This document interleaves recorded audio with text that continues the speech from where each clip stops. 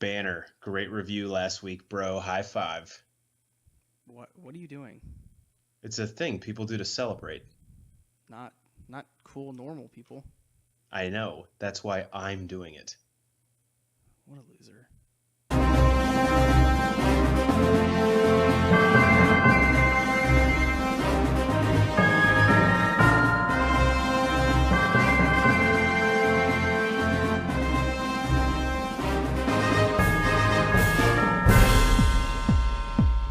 Hey guys, welcome back into the Bro Force Squad podcast. This is our review of Season 5, Episode 20 of Agents of S.H.I.E.L.D., entitled The One Who Will Save Us All. I am your host, Jeff Hornacek.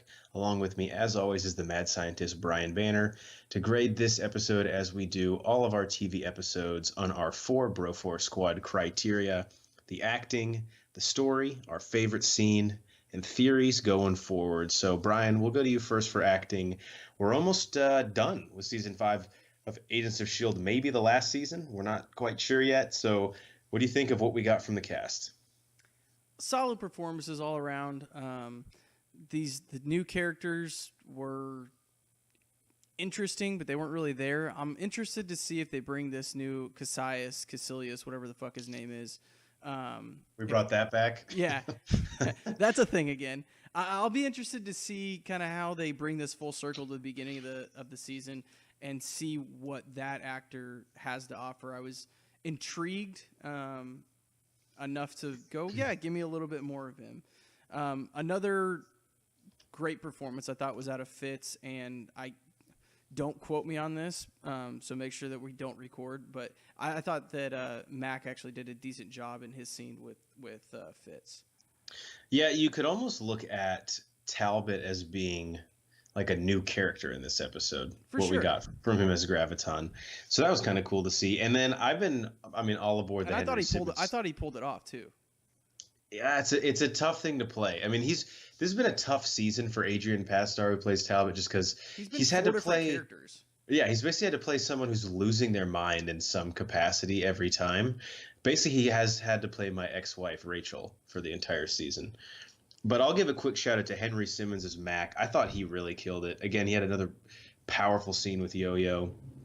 And then the scene with Fitz around how Yo-Yo killed Ruby, sort of based on this same scene with Mac, where he was talking with Fitz about how, like, dude, Yo-Yo killed Ruby because of the shit you did to Daisy. Like, she saw that, basically like an impressionable kid, and realized, oh, sometimes being insane gets things done. And Fitz was like, yeah, and I don't really regret it. I thought that was a really great scene of two characters sort of coming to a head, like, neither of us are going to budge, and it's going to be uncomfortable on the team, which has kind of been the dynamic lately. Yeah, and two characters that have completely shifted gears from when we first met them, 3, 4, 5 seasons ago. Yeah, absolutely. All right, on to the story. So this one mainly focused on, obviously, Talbot as Graviton. Then we had a little bit more of Daisy with the Jiaying thing. And then, of course, Talbot eventually led to the Confederacy. So what'd you think of what happened? First off, special effects in this episode and CGI and stuff, A+, 100%. You guys they did awesome. Didn't pull any punches. Dude, really, some of this work on spaceships, like the Zephyr docking and everything, looked incredible. It was insane. And some of there were parts where it's wire work, and then if you don't actually think about it, you're like, holy shit, they're actually floating, or he's actually making them levitate. Yeah. But going back to the story, because we're not talking about scenes, I really liked how they actually are bringing it full circle to the first part of the season of Cassius, whatever his name is. I like that they're actually bringing it full circle. I was kind of afraid that they were just going to leave the future and then that was going to kind of be the end of it. To be honest with you, I didn't see it coming that he was going to be part of the Confederacy and the noblest one and that thing. It all makes sense now. But I didn't see that coming, so that was a nice little surprise. A lot of on this season has been somewhat predictable, and that was one thing I didn't predict. So I was pleased to see that. And then the whole Jiaying thing, I mean, it is what it is. I'm not super. I don't really care about how or whether they can or can't save Coulson at this point. He's gonna die. whether it's at the end of this season or the next season, that if it gets picked up, we know that's going to happen. Yeah, I think for me in this show, and I've really, really enjoyed this season, but right now everyone is going insane.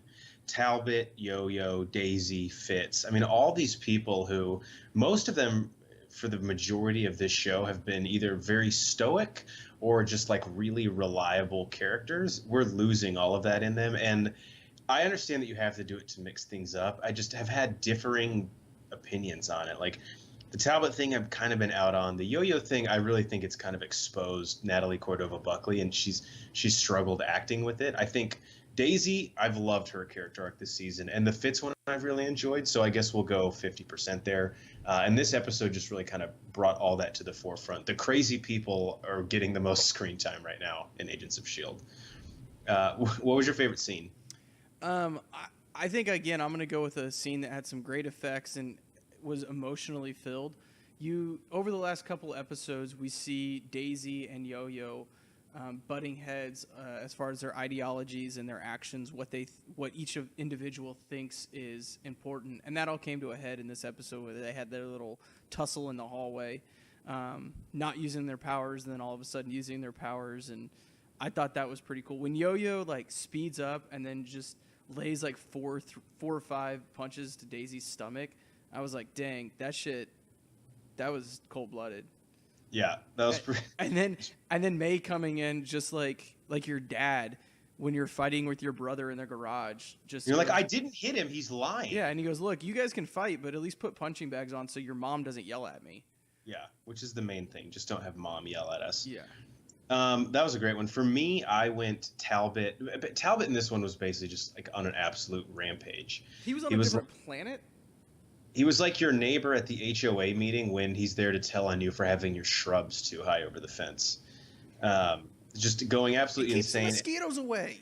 I don't want to hear it, Banner. We have rules for a reason. This isn't North Korea. Rules were just made to be broken.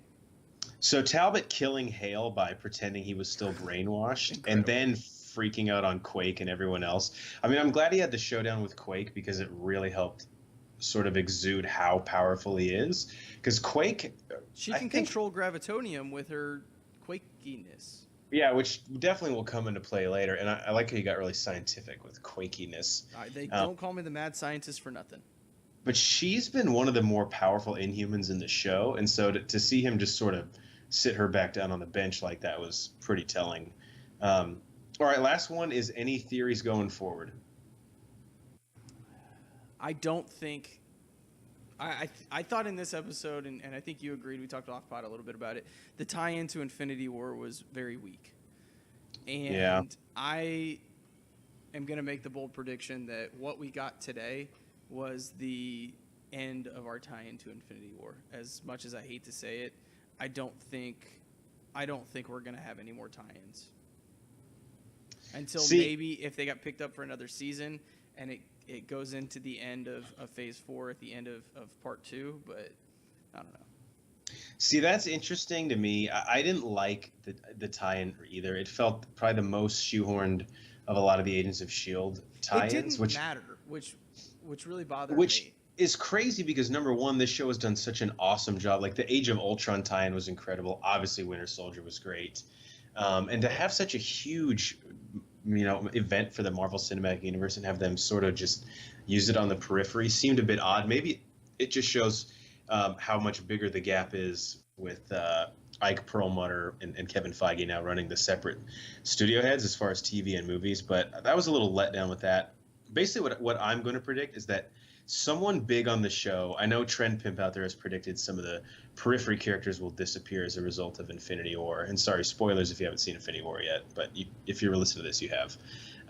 And I definitely agree with him, but I also think we're going to lose somebody big, and I think it might be Talbot. That may be the way that the Agents of S.H.I.E.L.D. end up stopping him, is that the Infinity Gauntlet basically takes him out of the equation. That would be so stupid.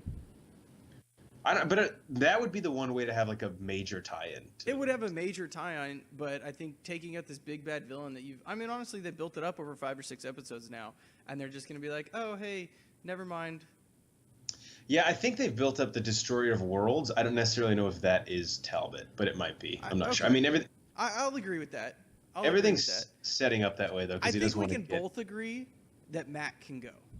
No, we can't I agree to think that. Matt could disappear. And now, on that note, we've been the Bro Force Squad podcast. Thank you guys for checking us out. Please make us your home for all your Agents of S.H.I.E.L.D. reviews. For the mad scientist, Brian Banner, I'm the mayor, Jeff Hornacek. Subscribe to us on iTunes and YouTube. Give us a follow on Twitter at Bro Force Squad, and check out everything that we're doing on our website at broforcesquad.com. Thanks, guys, and we'll catch you next week. I'm not a loser. Let's be honest. A little. Have you looked in the mirror? No, never.